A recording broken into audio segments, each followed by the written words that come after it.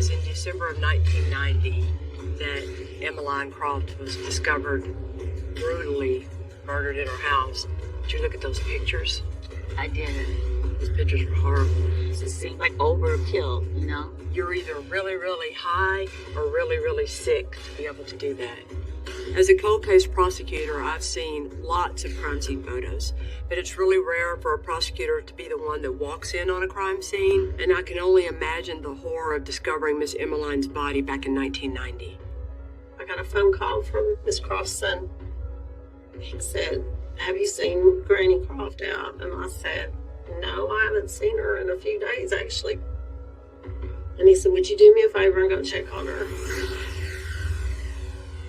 I opened the door.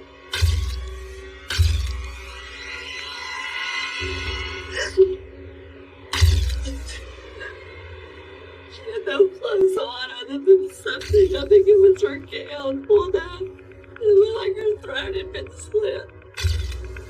I remember seeing a knife laying on the floor. And I just thought, this isn't real. I mean, who does that to a lady that's 80-something? Who does that?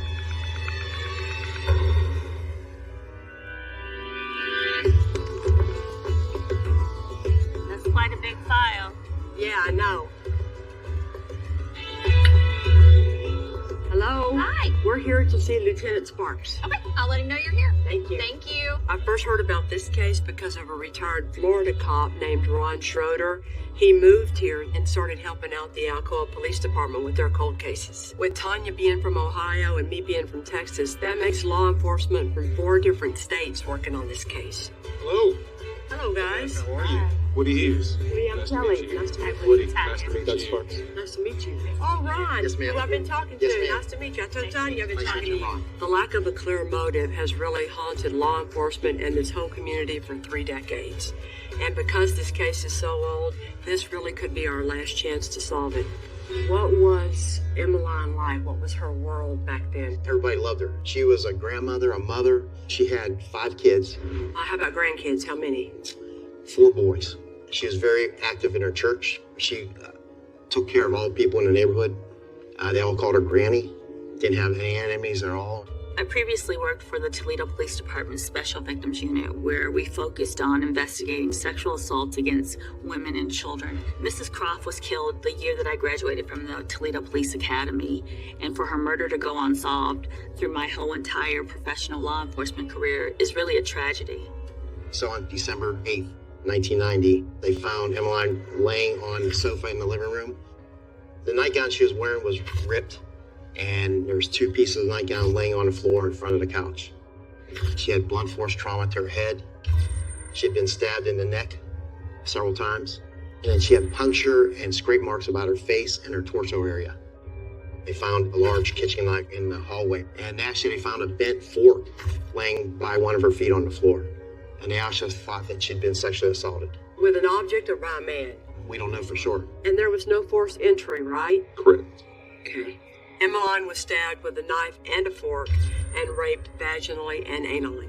The strange thing is this was such a violent crime, but yet there are no viable fingerprints, there was no semen left behind, and all the DNA testing came up empty. Was there anything at all that made her vulnerable to something like this happening? No. That's what makes this case so crazy. In all cold cases, you have to consider the possibility of an unknown assailant, that some violent criminal out there picked poor Emmeline as an easy target. And while we keep all that in mind, there were others that the investigators believed to be persons of interest. All right, how about we start with Thomas Northleaf? He was her neighbor. Also longtime friends? A few people believe that Miss Croft and Northley were having an affair at some point. She had told family members and other friends that she and he had a falling out. It was over her visitation of his wife. She was very sick, right? Yes. And I think we care because we want to know how much of a stressor that is on him, right? Thomas Northleaf was Emmeline's neighbor, and at the time, he was taking care of his terminally ill wife. And his wife that was so sick back then really did pass away pretty soon after all this. Some people thought that maybe Emmeline and Thomas Northleaf might have been having an affair. If so, could that have played a part in all this? And he's passed away. He passed away 2 years ago. Okay. At some point, the investigation also kind of went down the road of, how about in the family? Let's do the one that's passed away first. That is Dennis. Dennis is her grandson. Isn't he the one that she let stay at his house too? When he had run out of every other resource, he would go there for a hot meal and some place to sleep. So we know he has priors for drugs, right? Yes. Does he have any kind of violent priors? DUI, of course, vandalism. Assault with an automobile. There's ag burglary. So ag burglary is what we're talking about. One witness said Dennis raised his hand to Granny. Because she wouldn't give him drug money? Yes. That's a good one. Right. He's the only one on the board that actually did something like that directly to her. Right. I wish we could ask him about that. All right, so next up, Darren is related to Emmeline because he is her Grandson. How much was Darren Ethridge looked at back then? I don't think he really was. Being a juvenile at that time. He was 16. Yeah, he was kind of like a wild child, kind of running the streets and that. Grandma gets murdered, and then they just skied out of here. Yep. Darren Ethridge was Emmeline's grandson and our suspect Dennis Kimsey's cousin. He was only 16 years old at the time, but his parents appeared to have moved him away to Texas really quickly after this happened. What's our million-dollar question? Why leave to Texas so soon? And in the years since, he's been accused of several crimes. Stalking, 5 times. So in 2000, he's arrested in Texas. He picks up the stripper, then they decide to go off on their own to a park, and then things go bad, right? Darren was accused of stalking when he was 21. And at 26, he was involved in an incident where he was allegedly raping a woman, was interrupted by police, and assaulted the officer with his car as he tried to flee. The question is, how early did Darren's criminal activities really begin? Did they have any issues between them that we know of? Granny and Darren? I don't think so. Yeah. I can see him being mad at Granny, but that kind of mad? Yeah. That a 16-year-old kid could do that to his own blood grandma. Oh, yeah. And if you're that messed up, it's not a one-time thing. Right. So we got to be looking for a pattern here. There's some good pieces under each of the suspects, but not a whole lot under any one of the suspects. What I'm encouraged about is that there were so many people that were never interviewed hard about anything back then. I mean, we might find out something huge and really, really get somewhere.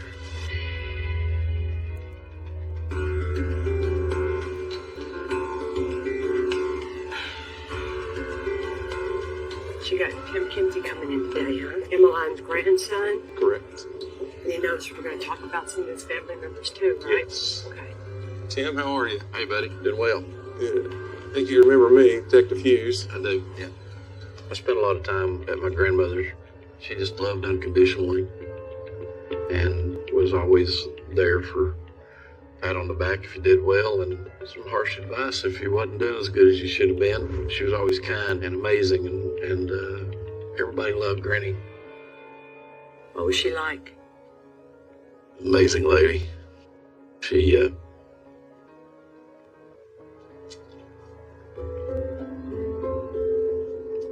just have to bear with me here a second. Very forgiving person, very loving individual. She loved the Lord, and it was her faith that made her as strong as she was. She taught us how to pray. She'd come in there and make funny prayers even. Very good sense of humor. You think she's part of the reason why you're a preacher today? She is unquestionably the reason why I'm a preacher today. I get a lot of values from my granny, and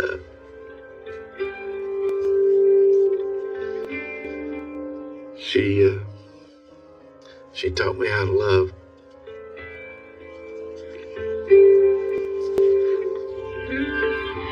She was my best friend. When Granny got killed, I had emotions to run through me like I've never had in my life. I was very angry as well as hurt.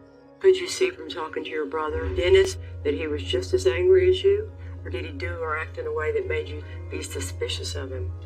It made me suspicious. He just didn't react the way that I felt like that he should. Help us understand, if your brother is the person who murdered your grandma, why? What would make him go to that extreme? Drugs You know, my brother was a criminal. He did a lot of bad things in his life. There's nothing he wouldn't do. And then there's Darren. As far as I know, Darren and her was not real close. I don't know that Darren had anything to do with it. If it's Darren, we're just trying to consider all possibilities here. What would get him so angry or worked up to sexually assault her that way? That's the part that blows me away. Right. I think that whoever it was had to be high. You would think, right? Yeah. You know, I couldn't believe that something like this happened to her in the manner that it did. If it was found that it was somebody that was in our family, it would hurt. It would hurt bad to know that it was somebody close, but no matter who it was, they need to be brought to justice. My granny deserves that.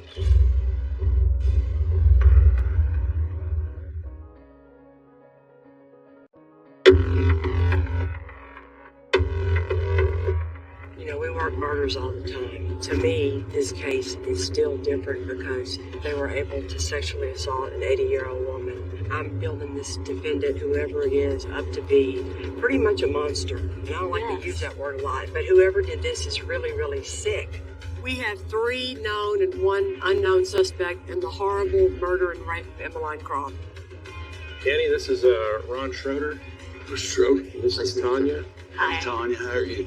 We want to talk to her friends and her family to ask them about her 2 grandsons and her neighbor, Thomas Norfleet. Which, if any of them, is sick enough to kill her this horrible way?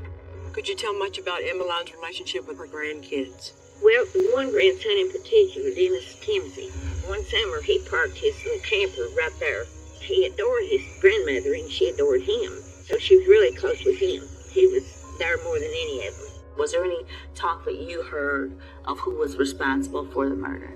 There was speculation and rumor that my first cousin, Denny, could be involved.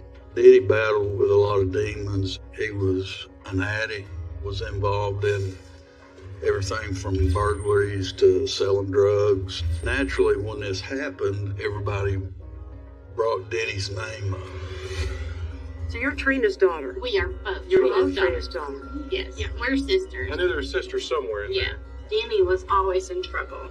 Like, he had put explosives in the sheriff's mailbox. And one time when he got pulled over by the cops, he tried to run over him. Like, literally tried to run him down. On the other hand, I guess there's a good side of Danny somewhere, which is towards his grandmother. Yes. Granny was probably Denny's closest friend. When Denny was in trouble or had issues or whatever, Granny was always the one that would help him in any way she could, although Denny was probably capable of doing that to someone else. Sure. I just couldn't fathom him doing that to his grandmother, especially as much as he loved Granny. Walk in there, get mad, and accidentally kill her. Hands down, I could totally see that. But to carry through the sexual stuff, I find it very hard to believe. If I had to guess, it could have been somebody that knew him, maybe, but he owed money to. If it was something drug-related, maybe somebody doing something to get back at him. He was my brother, you know, I loved him. Despite his faults. But you had a hard talk with him about what happened to Oh gosh, Granny. yeah, I talked to him several times after. You know, he was like me. He was just pulling stuff out of the sky. What if this? What if that? That's important for us to know. Okay. Because if Denny's trying to figure it out just like you are, we need to hear that. Okay. Would she have opened the door for any of Denny's friends coming looking for Denny? Drug friends? You know, Granny was probably a trusting soul. Everybody agrees that Dennis was violent and capable of killing someone, maybe even his own grandmother. But he wouldn't have been able to commit the sexual act part of this, and he was out there trying to figure out who committed this crime too. You spoke about how Denny's history was. What about Darren? What kind of stuff have you heard about Darren? You know, I haven't really heard anything about Darren. Did anybody in your family ever think about Darren being involved? Darren couldn't handle. He couldn't handle Granny, number one. Because Because he's not strong enough. She's strong as an ox. Why should have beat him after death if he tried something like that? Darren was just 16 years old, and Darren was a small. Mm-hmm. I mean, he wasn't big at all. And little Granny was strong. According to these witnesses, we should rule out Darren as well. He was too young and too small. Not to mention Emmeline was his grandmother too. Did Granny ever say anything about having any kind of romantic interest or any guy on the street flirting with her or anything like I that? wondered about that too. I did wonder about that. Across the street from Granny was the man and his wife. She would go across the street to visit all the time, very close. And he was just, she thought he was just really mean to her. Okay, so we're talking about Northleet, right? If Emmeline thought that Thomas Northleet was mean, it's hard to imagine that they were romantically involved, unless she was keeping some big secret. That someone would do that is someone like Granny Ethridge. It just goes to prove that evil's out there.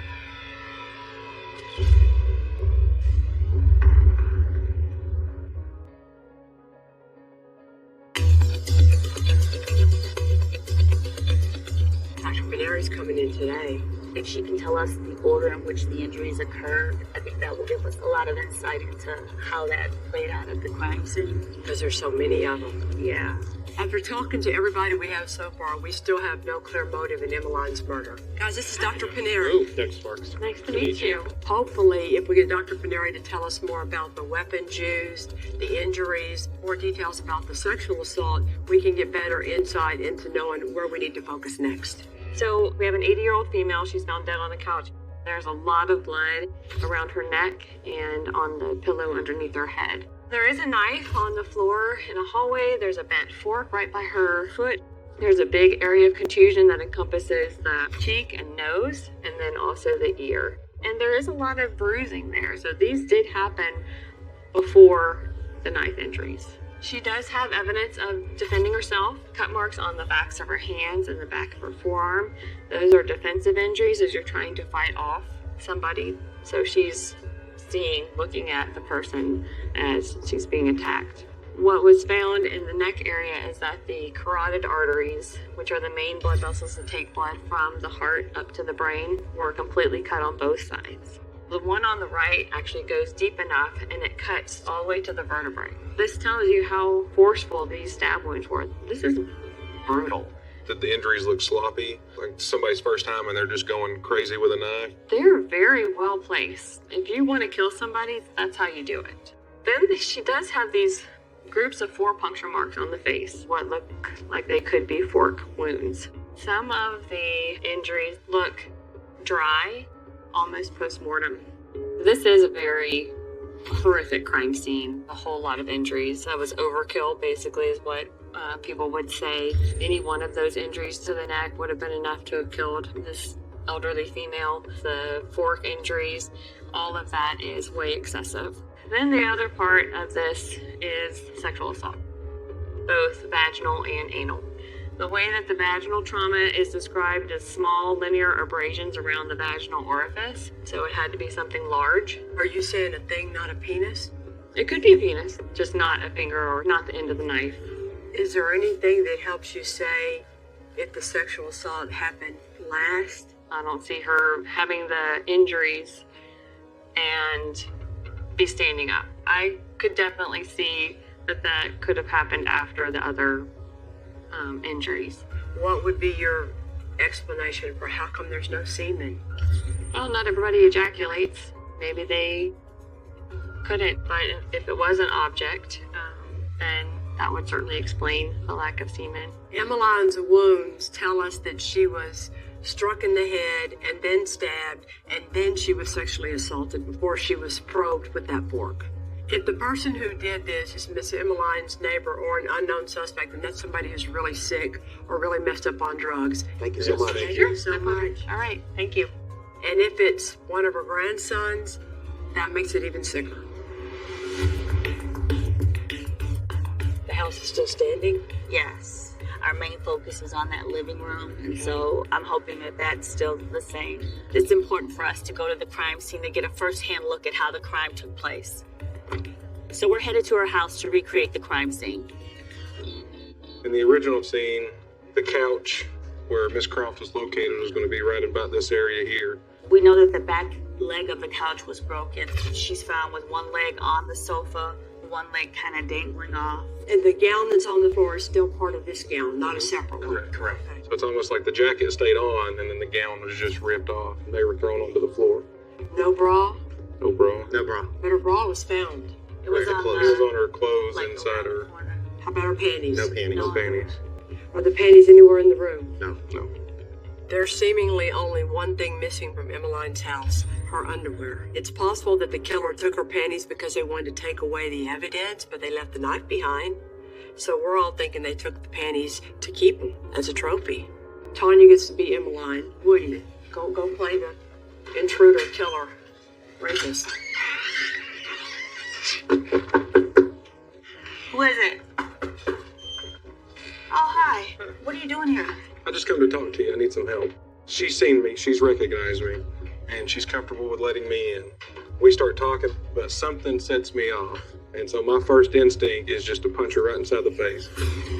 And that's going to knock her down onto the couch. So she's dazed, she's confused, and I just grab whatever I can find. And I come back, she's blocking me, and then we're fighting, and I'm ripping this gown off. Because that is where it ends up, right? Yeah. Yeah, Okay. so I'm trying to shield my face because I mean, that's like your vulnerable part. But I'm still exposing my neck. I can't do both. He's coming in and going here. So the two fatal are going to be on each side right here. So it's going to go in here and then in here as well. And the left one's the deep one that goes all the way to the vertebrae. Okay. But the way she's laid with this propped up and I'm on top, all that blood is shooting on me. And she's not getting away. Mm-mm. I felt extremely vulnerable, and I'm not 80 years old, but when someone's over you, they have all the power. And so knowing that she was in defense mode and trying to fight off her attacker, it had to be completely horrible for her. She's bleeding out. She's most likely dead already. So being the sadistic person that I am, I just grab a fork and I'm coming in and I'm poking in the face. Maybe that's not doing what I need, and I start poking down here. Because that's where the fork injuries are, Yes. even down here? Yeah, there's some on the torso as well. And given the force used by this, because obviously you're really jabbing it in there, it's going to bend that fork, and then that's just tossed down. Okay, so y'all all think the sexual assault happened after she's dead? I would think so. I think, like I said, I think there would still be a lot more destruction around the place if it happened during. Y'all wouldn't think he's raping a dead woman? That's even sicker. I'm covered in blood now, so before I leave, I've got to clean up. So I go back towards the bathroom, drops the knife, whatever else, washes his hands. We think he's just straight out, opening the door, maybe touching the wall or something. Because where's blood inside the house? Anywhere? A little bit on the back, but then right here in this door frame. And then he grabbed the handle, and there's blood around the handle here. It's almost like you want to think that whoever did this is some unknown monster out there. With all the people on the board that these people out here all know, it's just hard to picture any one of them being able to do that to sweet little Emmeline. I'm trying to picture a 16-year-old able to do that young to his own grandma after she's dead. That's a lot. It is a lot. Or trying to picture Denny, who loved his grandma, who worshipped the ground he walked on, being able to do that. You almost want it to be an unknown person. Yeah. It makes it more Believable.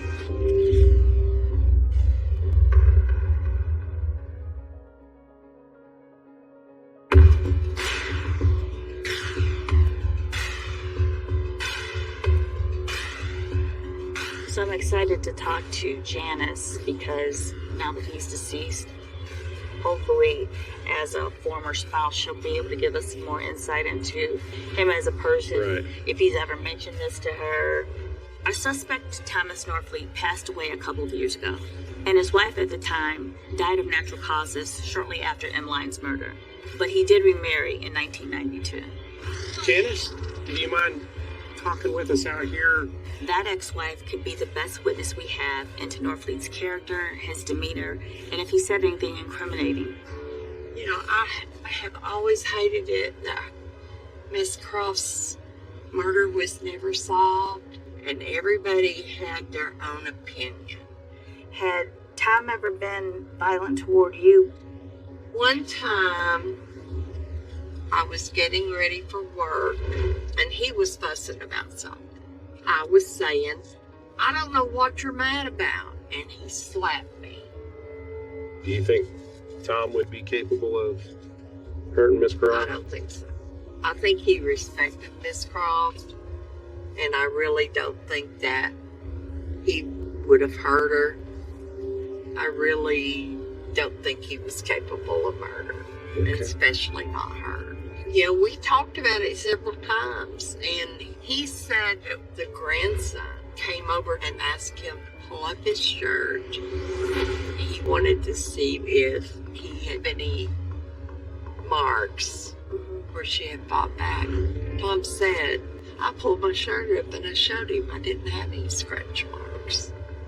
He said, now pull your shirt up and show me your back. And he said the boy didn't have any marks.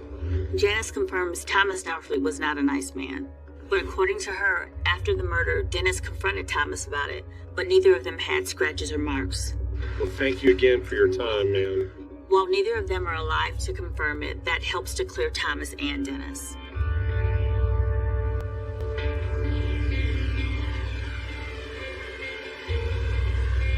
Hopefully she's willing to talk. Well, it would be helpful for the death victim in Darren's life back then to tell us how bad was it. You know what I mean? Definitely.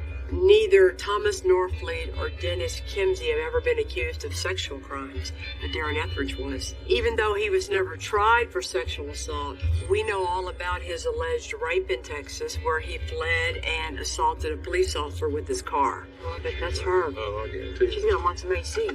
Hey, I'm Detective Hughes with Alcoa. How you doing? We can't confirm the conviction, but Darren was also accused of stalking a woman here in Tennessee, and it's important that we talk to her. We're looking into the Emmeline Croft homicide, so we're trying to get a better feel for what was going on with Darren Ethridge. Yeah. Your old boyfriend. Yeah, my boyfriend. Oh, no, man. What was the relation? Boyfriend. No. He wasn't your boyfriend? You need to check one county record. Yeah. We're trying. He wasn't your boyfriend? Okay, so start them. How'd you meet him? I was working at the house, and he kept asking me out. I kept saying no. Was he actually making statements and doing things? Oh, yeah. What was he saying? He wanted to crawl. He was all like me.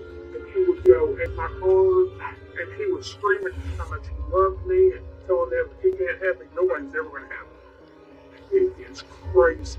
When you run the reports, you come back with these stalking incidents that happened a long time ago, back in 1995, 5 years after our murder. We think that we're going to go talk to the girl that was the victim of a stalking, a girlfriend from way back in the day. And then she tells us that they never dated. She met him at work, and everything went crazy right after that. He broke into your apartment? This went on, stole my nighties, my underwear. He said my nightgown smelled tasty. Get it on the stove. He took your panties. And our panties were missing. He burglarized her apartment. He stole her panties. He would take anything that was sexual. And then you start comparing this beautiful, credible witness to the murder case that we're looking at. And I don't know, Miss Emmeline's panties have never been found.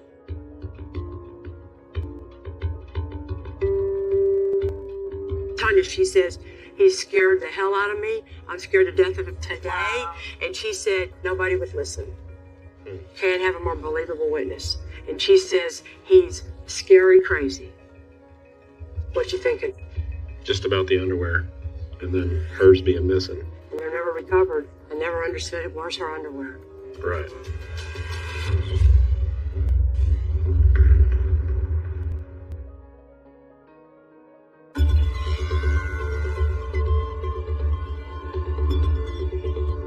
Okay, so you're hoping when Darren walks into his parole visit, he has to cooperate somewhat. That's a condition of parole. Correct. Darren Ethridge was never really looked at hard as a suspect for his grandmother's murder back then, so he was never really interviewed at all. You have to wonder, when did his criminal activities begin? We do know that his mother and dad moved him to Texas sometime after the murder. Hello. How are you? parole officer, so Okay. I was just notified Darren? that you guys were Hey, canceled. Woody Hughes, how are you? Good. Darren is currently on parole for driving while intoxicated, so our hope today is to surprise interview him when he comes in for his regular parole visit. We're doing a deep dive into the murder of your grandmother. Okay, so would you care to talk to us about that? Yeah, I mean, I was young, How old were you? 16 or so. How often did you talk to your grandma back then? Not much. The day of the murder, or the time frame or whatever, where were you at? If you can remember. I was at home. When you heard the news, what did you do then? I went over there, the police were already there. Does your dad think that some unknown person did it who just got away with it? Because the file says that maybe some people thought Denny was involved. What does your dad think? I never heard him say anything like that. I mean, I would just think that Denny might have been an excuse because he was the black sheep of the family. I've been in legal trouble, he's been in legal trouble. The first person you would suspect is somebody that's been in trouble with the law. You talked about you being in trouble with the law. The file says something about you were in a little trouble back in Tennessee, and that's kind of why y'all moved to Texas. Yeah, I mean, I got away, but it wasn't anything that I was going to go away from. It was more over a girl. Was that a girlfriend or? Yeah, just an ex-girlfriend. And when she broke up with you, or you broke up with her? Yeah, she dumped me. She dumped you. Because, you know, we can pull up the reports where we see the back and forth kind of juvenile throwing eggs at each other bullshit, right? Is that all it was? Yeah, I mean, Serious enough for your dad to move you to Texas over that? I mean, I just wanted to, I wanted to get away from it. I thought it'd be better just come out here and start fresh. What's the ugliest it got? Vandalized her car. Did you get arrested for that? Mm-hmm. She said something about her panties in your apartment. I don't know. I mean, I know she exaggerated a lot of stuff. No, I've never heard anything about that. I don't know anything about that. What happened with the case you went to TDC on when you went out with that girl to the bar? Parked at the lake. I mean, I was drunk. Right by the cop. Came to the lake. What was going on there at the lake to make him want to stop, check on you in the first place? It was 12 o'clock at night at a park that was closed. And the girl? We were making out. Consensual making out? Yeah. I mean, she was drunk too. She didn't get in trouble. I'm sure she screamed something else. She screamed something else. What, like rape? Right, just something to try to get her out of trouble. But it wasn't rape. No. Felt like I was in trouble. I was going to jail, so I ran. During Darren's jury trial for assaulting the cop as he tried to flee, all the facts from that night were admissible, and his Texas victim testified that he was raping her when that cop showed up and saved her. Did you hear the family ever talk about how Granny was found without her panties on? Somebody took her panties? And then we have who says you came into her apartment without her permission and took her panties. No correlation. No correlation? You don't seem to have very healthy relationships with women, though, Mr. Ethridge. I don't know what to tell you. Have I you? didn't do anything to my grandmother, if that's what you're getting at. No. It is. Yeah, no. So you can break into the apartment and take her negligee, her pajamas, and her panties. No, I never did anything like that. That's what she says. Yeah, she exaggerates her embellishes. Just like the girl at the park here in Texas. She exaggerating or embellishing when she cried rape. I mean, the worst case scenario for her at that time would have just been a citation for being in the park after dark. If I'm just looking at a misdemeanor citation, I'm not going to scream rape. I can't tell you what she was thinking. How are we supposed to believe you about what happened with your grandma if you won't tell us the truth about the rest of it? It's not relevant to me because, I mean... Not important whether or not we believe you that you committed a capital murder of your own grandma? There's nobody that suspects me that I didn't do anything like that. Well, you're looking at two people who suspect you of that, sir. I didn't do any of that stuff, but I mean, if you feel like you need to investigate me, then that's fine. If you're going to solve it, you bark up the wrong tree. Every single thing that we brought up he didn't tell the truth about. You know, what happened with the girl that he worked with back in Tennessee? What happened with the girl that he got arrested for sexually assaulting here in Texas? He's not emotional about losing his grandmother. That doesn't make him guilty, but it sure keeps him on the suspect board. I think it's crazy that after we leave, his parole officer asked Darren, were they looking at you as a suspect? And he says no. Like he thinks we don't know a single thing with a police report anywhere. He's definitely odd, weird, creepy, whatever you want to call him. He's all the above.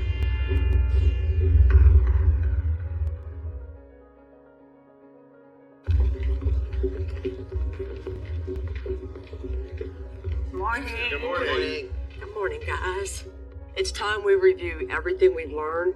What can we prove today, 33 years later, in the murder of Emmeline Croft? Why don't we start with deceased Thomas Norfleet first? Now that we've talked to family members who had working theories all these years, any witness or piece of evidence that points straight at Norfleet being the person who killed Miss Emmeline? We don't have anything. I don't think anything. We didn't even have anybody that confirmed that he was messing around with Miss Emmeline that would have been the motive for all this, do we? No. I really don't think he was capable of murder. Do y'all all agree that we can clear him once and for all as a suspect? Yep. I agree. Yes. Okay. Circumstantial evidence can clear suspects just as much as it can incriminate them. And when it suggests that they're innocent, it's our responsibility to rule them out. Okay, Dennis Kinsey, Emmeline's grandson, and we talked to lots of people in that family, mostly women, who gave us the good, the bad, and the ugly on Denny, right? I don't think they held back. But what do they all tell us about? Would Denny be able to sexually assault and murder his own grandma that way? Everyone said no. Get mad and accidentally kill her? Hands down, I could totally see that. But to carry through the sexual stuff, I find it very hard to believe. Would he be capable of killing someone? Yeah, but not his granny. I agree with Lieutenant Sparks on that. I don't think he would have been able to do that, especially throwing in the sexual assault part of it. And it feels like even Denny himself was trying to solve the case. The grandson asked him to pull up his shirt. Tom said, showed him I didn't have any scratch marks. I think he should be taken off the board. Yep. Yes. Yeah. All right. Denny's off the board, but Denny's world of people. What are y'all thinking? I think that when you run with the type of individuals Dennis ran with, that you're liable to make someone pissed off. He could have owed somebody money or ripped somebody off or something to that effect to cause them to go over there and do that to him, because they knew also how much he loved Granny, and the one way to get him back is to do something to her. So unknown suspect, what do we do with up here on the board? It's Gotta stay. Here's where things get muddy. While we don't believe that Dennis had it in him to sexually assault his grandmother, he ran with a really rough crowd. So the possibility still exists that somebody from that really rough crowd could have come looking for him or come seeking revenge. And then you have Darren Ethridge. He's a convicted felon now. But back then, what do we have evidence-wise that points to Darren be the one who killed his own grandma? We just don't know. What was going on so bad in that boy's life that his family felt the need to get him out of the whole state? Yep. And then the girls, you have this history of behavior. Broken, so naughty, everywhere. Yesterday, could have sat down and said, yeah, I did that. Man, I messed up. Anything you brought up, he didn't own a thing. You can break into apartment and take her panties. Yes, she exaggerates or embellishes. Just like the girl at the park here in Texas. She exaggerating or embellishing when she cried rape. But other than the similarity with the stolen panties, does any of this directly point to his grandma? Nope. No. To me, I'm walking away from this town thinking, I still believe the evidence leans toward Darren, but you're not even close to having enough to file any charges. There's no nice way to put it. We did not get there. We didn't solve the case. We did not get the answers we wanted. We did not get justice for Miss Emmeline or for her family. I just don't understand how, when you have a victim like her, and she gets murdered this horrible, horrible way, maybe even by her own family member, and God won't let us solve this case right now. It doesn't make any sense to me when I'm trying to make it all make sense. I don't know how to say how bad it feels to leave a case this way. The only good news we can say is that we're leaving this case in very capable hands with Detective Hughes, Lieutenant Sparks, and Ron Schroeder, because they're going to continue to do whatever they can to try and get justice for Miss Emmeline. We're going to keep knocking on doors. We're going to keep calling people until we get something. Now that it's out there again, I think something's going to happen. You're still hopeful? I am. You too? Oh, yes. Good. My blood spills its word for you.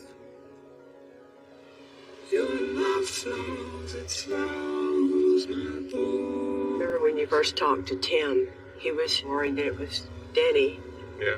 I don't know if he's held any animosity against him over the years, just in the back of his mind thinking that it's him. I think one of the worst things about this job is having to tell Miss Emmeline's grandson that we didn't get justice and we didn't get the answers he wants. The good thing that we can tell him, though, is that his brother was not involved in what happened to his grandmother, and I hope that makes him feel better. So it's been a long week. I wish I had better news. Okay. So we did a deep dive into everybody, including the neighbor, Mr. Norfleet. We feel comfortable ruling him out as a suspect. Okay. And then we can move on to Denny. A bad past, was into a lot of stuff and everything like that. But everybody we talked to, he could never do that to Granny. Now, that doesn't rule out somebody he may have ran with, but with confidence we can say that he's not the one. Okay. It gives me relief, and it's my prayer that it'll give others relief to know that he is he's cleared. You know, maybe his legacy could be different. Then we move on to Darren. Now, we don't have enough right now to definitively say that he's responsible, but we can't rule him out yet. I understand. It's just hard for us to sit here and think that a woman like her, with all that she did for everybody, we can't get the answer, we can't get her justice. So we're frustrated. He couldn't have tried any harder. He's going to keep trying. This isn't the end. We've started the pot again, so we're not quitting. I appreciate that. Yeah. You know, my grandmother deserved it. She deserved you doing as much as you can do. And you also know, with what you do for a living, there's a chance you might not get the justice here on this side. No, but I know I serve a God, and I sincerely believe she's there with him, and she's good. Well, it was wonderful meeting you. Thanks. Thank you. Yeah. Thank you very much. If you have any information about this case or about the suspects involved in this investigation, please contact the Alcoa Police Department. You could have the missing piece of information that solves this case. Appreciate You're good, brother. All right, man. Call me if I can help anyway. Oh, yeah. You did good. That was good. Was I think he heard you. Escaping me. The realization hit like cold water. I wasn't writing to Cuba anymore. I was writing to a void that was swallowing me whole. The indulgence had run its course. The high was fading. The crash was coming. You can only love a ghost so long before it starts loving you back in all the wrong ways. Ends here, breathless, unsteady, trembling, the moment before the fall. And Act 3B, that's where the real collapse begins. Collapse doesn't come as a scream. It comes as a whisper, a soft shift, a quiet crack, a small moment that tells you the world you built is beginning to rot from the inside. For me, collapse began on an ordinary morning. Pale light slipping through the blinds, coffee gone cold, the city humming outside like nothing was wrong. I opened my mailbox. 6 envelopes, all mine, all marked undeliverable. 6 at once. That had never happened before. Usually they staggered back, like echoes returning slowly through a canyon. But now they were arriving violently, together, as if the universe had grown impatient with my fantasies. I stood there, frozen, holding these letters like a man holding pieces of a broken mirror, each shard reflecting a different version of his face. Neighbors passed by, dog walkers, a couple arguing, A child dragging a backpack on the sidewalk. Normal life. Unaware, unconcerned. I walked back inside, shut the door, locked it, and then the silence hit me. Heavy. Dense. My apartment didn't feel like home anymore. It felt like a cell. I placed the envelopes on the kitchen table, lined them up in a neat row. They looked like gravestones. For what? For who? I opened the first one. My handwriting rushed out at me, frantic, tilted, almost frantic. Do you still dream in Spanish, or did you let the ocean steal that too? I didn't remember writing it. Not fully. The words felt foreign, unstable. I opened the second envelope. You think returning means healing, but returning to what? To ruins? Or to your own pride? A chill ran up my spine. The third, you don't belong here. You don't belong there. So where do you belong? I shoved the letter aside. My breath shallow, uneven. The fourth envelope was blank inside. No words, just emptiness. My chest tightened, a pressure like someone pushing a fist into my sternum. The fifth envelope held only one sentence. Stop lying. I dropped it onto the table. The sixth envelope trembled in my hand. Not physically. I trembled. Inside, there is no other version of you, just the one who left, and he is tired. My vision blurred. The room swayed. I sat down before my body decided to collapse for me. For hours, I didn't move. The letters surrounded me like hungry animals, my creations, my confessions, my undoing. I felt stripped, exposed, as if the act of writing had peeled away parts of me I wasn't ready to see. The temptation that once felt warm now felt suffocating. Ink on paper turning into chains around my ribs. I tried to breathe. Small breaths, shallow, but the air refused to come easily. This wasn't nostalgia anymore. This was dependency. A craving fed too long, and now the craving was turning into withdrawal. That night, I couldn't write, couldn't eat, couldn't sleep. I tried turning on the TV. Noise, distraction, but the sound grated against my ears. It felt wrong, artificial. I turned it off. I turned the lights off, sat in the dark. Hours passed without my permission. Time stretched thin, like gum pulled too far. My mind replayed every lie I had written, every memory I had polished, every dream I had forced into shape. I had built a Cuba that would never collapse because it wasn't real. But I was collapsing, piece by piece. Around 3 a.m, I did something I hadn't done in years. I took out my passport, the blue cover, the gold letters, the weight of it. I opened it, looked at the photo, a younger man, thinner, hopeful in a way I didn't trust anymore. And then I turned to the page with the old visa stamp, the date I left Cuba, the date I traded one life for another, the date I became 2 people, one who stayed, one who left. I traced the ink with my thumb, felt nothing. That was the moment I understood. No number of letters could erase the fact that I had abandoned an entire world, and it had grown without me. The Cuba I wrote to existed only because I needed it. The Cuba that lived was moving on, breathing without me. And I was stuck between 2 ghosts. The next morning, I forced myself to work. The mailroom felt louder than usual. Machines whirring, conveyor belts clacking, people talking about nothing. Football, gas prices, weather. Their voices felt sharp, intrusive. My supervisor asked if